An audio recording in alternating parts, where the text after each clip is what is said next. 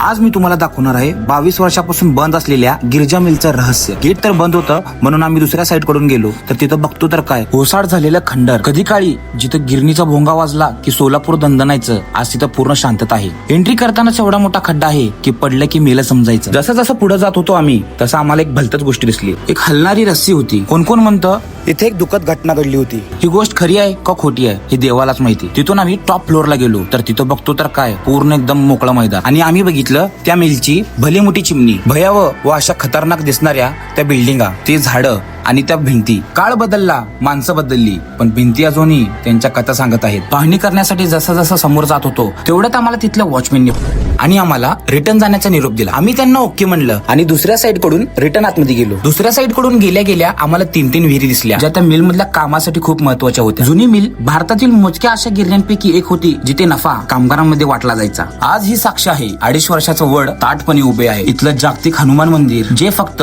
हनुमान जयंतीला उघडले जातं. अशा खंडातील सर्वात मोठी मिल सुरू झालेली 2002 मध्ये कायमची बंद झाली. तुम्हाला काय वाटतं मित्रांनो, ही जागा खरंच रहस्यमय आहे का फक्त लोकांच्या कल्पना आहेत? तुमचं मत कमेंट मध्ये नक्की सांगा.